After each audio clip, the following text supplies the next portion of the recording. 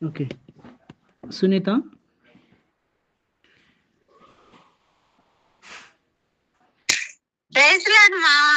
ఉన్నానమ్మా. ఇంకా నువ్వు ప్రార్థన చేసుకొని వాక్యం స్టార్ట్ చేస్తావా చెప్పడానికి? స్టార్ట్ చేయమ్మా.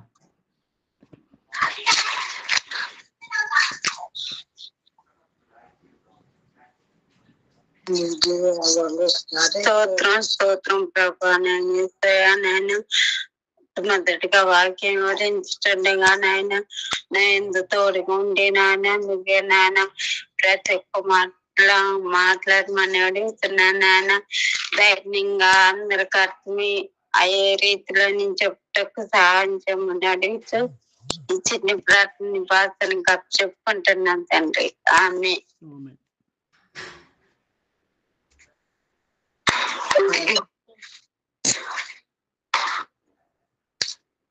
ఓర్పు, నిరీక్షణ, సహనం అనే దాని గురించి నాకు తెలిసిన వరకు నేను చెప్పాలని ఆశపడుతున్నాను. ఇప్పుడు మనం దేవుడికి ఏదన్నా మొరపెట్టినప్పుడు, ఏదన్నా కావాలని అడిగినప్పుడు మనము అది పొందుకునే వరకు ఓపికతో సహనంతో ఎదురు చూడాలి. కొన్ని అడిగినప్పుడు దేవుడు కొన్ని ఆలస్యంగా ఇవ్వచ్చు, కొన్ని త్వరగా ఇవ్వచ్చు. కానీ మనము ఓపికతో ఎదురు చూడాలని కోరుకుంటున్నాను.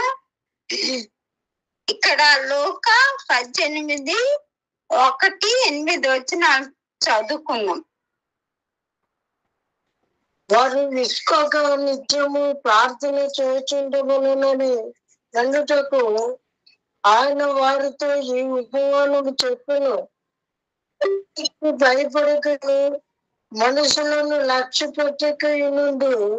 ఒక న్యాయాధిపతి ఒక పట్టణములో ఉండెను. ఆ పట్టణములో ఒక విధవరాలును ఉండెను.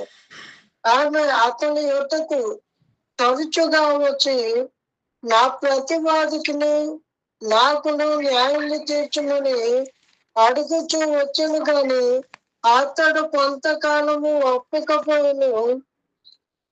తరువాత అతడు నేను దేవునికి భయపడకయు మనుషులను లక్ష్య పెట్టకయు ఉండినను ఈ విధవరాలు నన్ను తొందర పెట్టుచున్నది కనుక ఆమె మాటికి వచ్చి గోజరుకుంటున్నట్లు ఆమెకు న్యాయం తీర్చునని తనలో తాను అనుకునేను. ఇక్కడ మనము చూసినప్పుడు ఒక పట్టణంలో అన్యాయుడైన న్యాయాధిపతిని మనం చూసుకున్నాం. ఆయన పేరేంటి? ఆయన గుణమే అన్యాయం. ఆయన ఎవరికి న్యాయం తీర్చేవాడు కాదంట.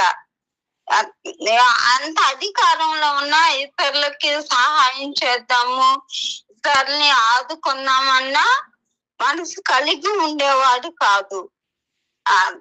తన స్వార్థం మీద తను చూసుకుంటూ తన కుటుంబం గురించి ఆలోచించుకునేవాడు, కానీ ఇతరుల గురించి ఆలోచించుకునేవాడు కాదు. అదే పట్టణంలో విధవరాలు ఉండేది. ఆ విధవరాలు ఆ న్యాయాధిపతి కాడికి వచ్చి నాకు నా ప్రతివాదికి న్యాయం తీర్చమని అడిగినప్పుడు ఆయన వాయిదాలు వేసుకుంటూ వచ్చేవాడు. అయితే ఆమె విసుగు చెందక అలుపెరగని జీవితం కలిగి ఉండి తరచుగా ఆయన కాడికి న్యాయాధిపతి కాడికి వచ్చి నాకు న్యాయం తీర్చు అని అడుగుచున్నప్పుడు,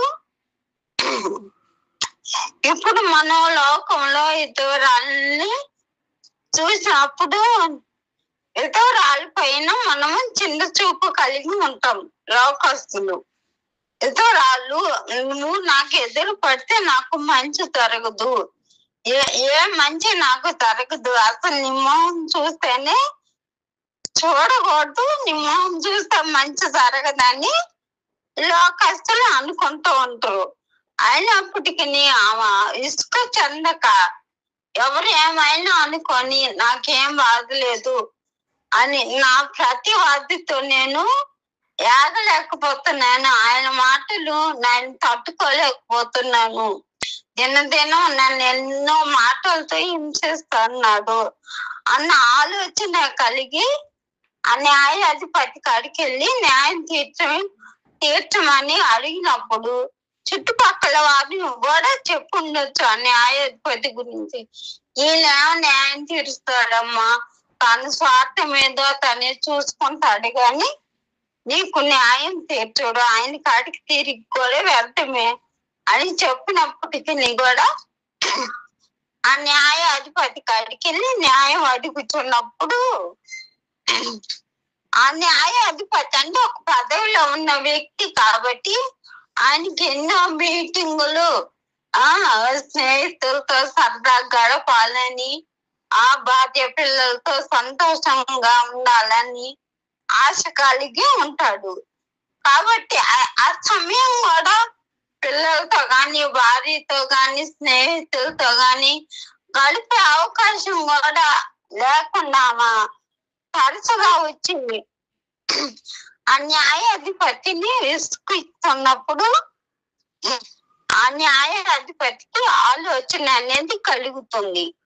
నేను మనుషులను లెక్క చేసేవాడును కాను, దేవునికి భయపడేవాడును కాను. కానీ విధవరాలు తరచుగా నా ఎద్దకు వచ్చి నాకు న్యాయం తీర్చని నన్ను ఇసుకిస్తుంది. ఏంకి నేను న్యాయం తీరిస్తే ఒక రోజులోనే ఏం బాధ నాకు వదిలిపోతుంది, నేను సరదాగా గడపచ్చు, ఏ విషయంలో అయినా నేను సంతోషంగా ఉండొచ్చు, బాధ పోతుంది కదా అన్న ఆలోచనతో ఆమెకి న్యాయం తీరుస్తాడు. ఇక్కడ మనము లూకా 18:7 చదువుకున్నాం. మరియు ప్రభు ఎట్లైనను అన్ని వస్తువులైన ఆ న్యాయాధిపతి చెప్పిన మాట వినిది. దేవుడు తాను ఏర్పరచుకొనిన వారు జీవారాత్రులు తను కూర్చి మొదలుపెట్టుకుని చూడగా వారికి న్యాయం తీర్చడా, ఆయన వారికి త్వరగా న్యాయం తీర్చును. వారి విషయమే కదా ఆయన దీర్ఘశాంతిని చూపుతున్నాడని మీతో చెబుతున్నాను. అయినను మనుష్య కుమారుడు వచ్చినప్పుడు ఆయన భూమి మీద విశ్వాసము కనుగొనునా. ఇప్పుడు మనము చూసినప్పుడు మనల్ని ఏర్పరచుకున్నది దేవుడు. మనల్ని ఏర్పరచుకున్న దేవుడు మనం ఏదన్నా అడిగినప్పుడు అది ఇవ్వకుండా మనల్ని బాధపెడుతూ అది వెనక్కు తీస్తూ మనకు అన్యాయం చేసే దేవుడు కాదు. మనం ఏదన్నా నిరీక్షణతో నమ్మకంతో అడిగినప్పుడు దేవుడు మనకి ఇస్తాడని, ఆయన దీర్ఘశాంతం కలిగి ఉన్నాడని చెబుతున్నాడు. దీర్ఘశాంతం అంటే అంతం వరకు మనమేనా శాంతం కలిగి ఉంటాడు, దయ కలిగి ఉంటాడు. కాబట్టి మనము దేవుని యందు లక్ష్యం ఉంచి ఆయన యందు నమ్మకం కలిగి ఉండాలని కోరుకుంటున్నాను. ఇప్పుడు మనం చూసుకున్నాం, అన్యాయస్తుడైన ఆ న్యాయాధిపతి మనసే మారింది. ఎందుక పోయి తరచుగా అడుగుతున్నప్పుడు ఆయన మనసు మార్చుకొని ఆమెకు న్యాయం తీర్చాడు. అన్యాయస్తుడు మనసు మారింది. ఇప్పుడు మన దేవుడు దయగల దేవుడు, కరుణ చూపే దేవుడు, కరుణామయుడని ఎన్నో పేర్లు మనము బైబిల్లో చూస్తాం. ఇప్పుడు మనము ఆయన్ని మన తండ్రిని మనం అడిగినప్పుడు ఈడ అంత కఠినమైన రాదు, మనసు మారే ఆ విధవరాలికి న్యాయం తీర్చాడు. ఇక్కడ మనము మరో వచనం చూసుకున్నాం. ఇర్మియా 33 చదువు. నాకు మొరపెట్టును, నేను నీకు ఉత్తరం ఇచ్చేదను. నేను గ్రహింపులోని గొప్ప సంగతులను, గూఢమైన సంగతులను నీకు తెలియజేతును. ఇప్పుడు దేవుడు మనకేం సెలవిస్తున్నాడు? మీరు నాకు నిజముగా మొరపెట్టినప్పుడు నేను మీకు త్వరగా ఉత్తరం ఇస్తానని ఇక్కడ బైబిల్లో రాసింది. మనం ఏం చేస్తాం? లోకస్తులు కానీ, స్నేహితులు కానీ, బంధువులు కానీ మన బాధలు చెప్పుకొని వారి కాడ ఓదార్పు పొందుదాం. కానీ వారు కాకపోతే ఏమ్మా నీ జీవితం ఎట్టుందా, నువ్వు ఇలా బాధపడుతున్నావా, అయ్యో పాపం అనేవారే గాని మన బాధలు తీర్చేవారు కాదు. ఏ కుటుంబంలో చూసినా ఎవరు బాధలు వారికే ఉంటాయి. కాకపోతే కాదనకుండా ఆ మనిషి నాకు వచ్చి చెప్పుకుంది కాబట్టి ఆమెకి ఓదార్పు మాటలు చెప్దామని ఓదార్పు మాటలు చెప్పేవారే కానీ మన కష్టం తీర్చరు. అమ్మా ఇగో ఇంత ఉన్నాయి, డబ్బులు తీసుకొని నీ కష్టం తీర్చుకో, నీ కాడ ఉన్నప్పుడే నాకు ఇవ్వు అని చెప్పేవారు కాదు. ఇంకా ఎగతాళి చేస్తారు. ఈ జీవితం చూడు ఎలా ఉందో, దేవుడు నమ్ముకున్నవారు అయినప్పటికీ ఎన్నో బాధలు అనుభవిస్తున్నారు. ఆ దేవుడు అయినా వారి మీద దయ చూపొచ్చు కదా, వాళ్ళని కరుణించి వాళ్ళని ఆదుకోవచ్చు కదా అని అనేవారే కానీ మనకి సహాయం చేసేవారు కాదు. అసలు ఇదంతా వదిలేసి ఇక్కడ దేవుడు మనకి ఏం చెబుతున్నాడు? మీరు నాకు నిజముగా మొరపెట్టి ఉత్తరం ఇస్తానన్నాడు. మనం ఇతరులకు చెప్పుకుని ఒకరికి అదేదో దేవునికే చెప్పుకున్నాం. దేవా నేను నిన్ను బాధలు పడుతున్నాను, నిన్ను తెలుసుకున్నా అన్నయ్యుండి కూడా నీ బాధలు పడుతూ నీకు అవమానకరంగా జీవిస్తున్నాను, నాకు సహాయం చేయదేవా, నన్ను ఆదుకో అని మనము దేవునికి నిజంగా మొరపెట్టినప్పుడు ఆయన ఉత్తరం ఇస్తానని ఇక్కడ చెప్పుతున్నాడు. ఎందుకంటే మన దేవుడు దయగల దేవుడని మన తండ్రికి పేరు. ఇక్కడ మనం మరొక వచనం చదువుకున్నాం. దానియేలు గ్రంథము, దానియేలు 3:17-18.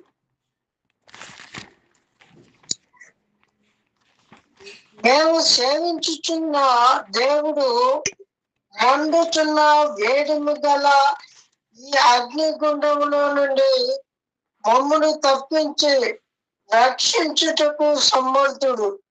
మరియు నీ వశమున పడకుండా ఆయన మమ్మను రక్షించును.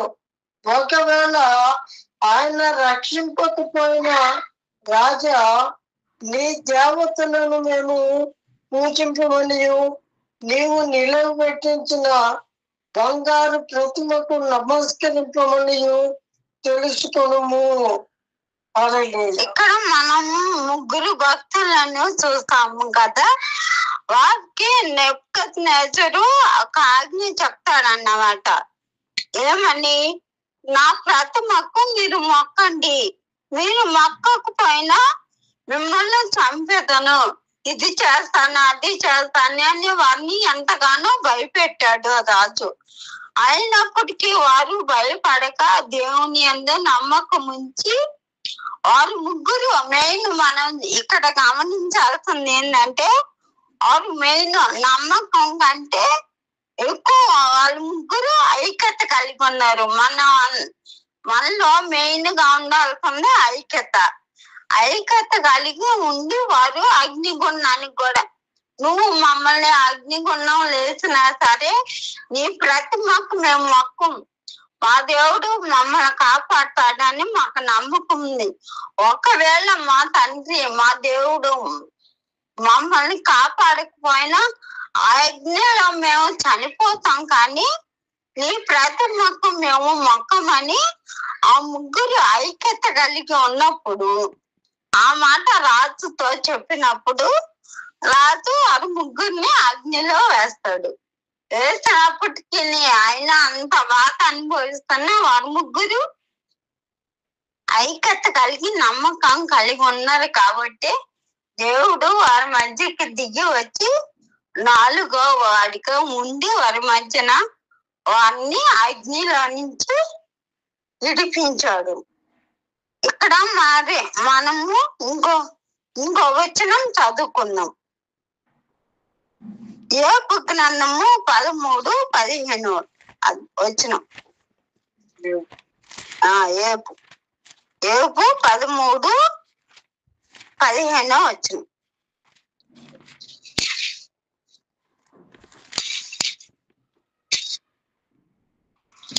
ఇదిగో ఆయన నన్ను చంపినను నేను ఆయన కొరకు కనిపెట్టుచున్నాను. ఆయన సన్నిధిని నా ప్రవర్తన న్యాయమని రుజువుపరుతును. చాలు. ఇక్కడ మనము యోబు విశ్వాసం మనం చూసినప్పుడు యోబు దేవుని యందు భయము భక్తి గలవాడు. ఇంకా మనము యోబు గురించి మనం చూసినప్పుడు ఎంతో ఆస్తి గొడ్లు గొర్రెలు గలవాడు. ఆయన అప్పుడు కొన్నాళ్ళకి ఆస్తి పోతుంది, పిల్లలు చనిపోతారు. పైగా తన ఒళ్ళంతా కురుపులు పుండ్లు చీము రక్తం కారుతున్నప్పటికీ దేవుని యందు నమ్మకం విశ్వాసం మొదలుక దేవుని అంత బాధ ఉండి కూడా దేవుణ్ణి స్తుతించాడు. దూషణకరమైన మాట మనసులో నుంచి కూడా రాలేదని మనం బైబుల్లో చూసుకున్నాం. ఆఖరికి వాళ్ళ భార్య కూడా అంటది, నువ్వు దేవుణ్ణి దూషించి చనిపో అన్నప్పుడు అక్కడ కూడా యోబు మంచి వచనమే పలికాడు. ఏమన్నాడు? మనము దేవుడు మేలు చేసినప్పుడే దేవుణ్ణి స్తుతించాలా, కీడు చేసినప్పుడు మనము దేవుణ్ణి స్తుతించకూడదా? మేము మరణించినా సరే నేను దేవుణ్ణి ఏమాత్రం వదలనని యోబు ఖండితంగా చెప్పాడు భార్యతో. ఎవరు ఆ మాట అయితే ఖండితంగా చెప్పేశాడు. అలా మనం అందరం కూడా ఉండాలని సహోదరుల అందరినీ కోరుకుంటున్నాను. ఇంకా ఆదికాండము 11వ అధ్యాయంలో చూస్తాం. బబులోను పట్టణస్తులు బాబేలు గోపురం. ఇప్పుడు బబులోను పట్టణంలో బాబేలు గోపురం కడతారు కదా, వాళ్ళు ఆకాశ శిఖరం అంటున్నంత వరకు మనము ఒక శిఖరం కట్టుకుందామని అందరూ ఐక్యత కలిగి ఉంటారు. ఐక్యత కలిగి ఉన్నప్పుడు దేవుడు వారి మధ్యకు వచ్చి వారి భాషను తారుమారు చేస్తాడు. ఎందుకు? అది వారు చేస్తుంది చెడు పనే. శిఖరం కట్టడం అనేది చెడు పనే. కానీ అయినప్పటికీ వారు ఐక్యత కలిగి ఉన్నారు. ఐక్యత కలిగి ఉన్నప్పుడు అది చెడైనా మంచి అయినా మనం చేయగలం. ఐక్యతలో అంత శక్తి బలం ఉందని దేవుడే మనకు సెలవిస్తున్నాడు. కాబట్టి దేవుడు వారి మధ్యకు వచ్చి వారి భాషను తారుమారు చేస్తాడు. అంటే ఒకరి భాష ఒకరికి అర్థం కాకుండా దేవుడు చేస్తాడు. ఆ పని అక్కడికి ఆగిపోతుంది.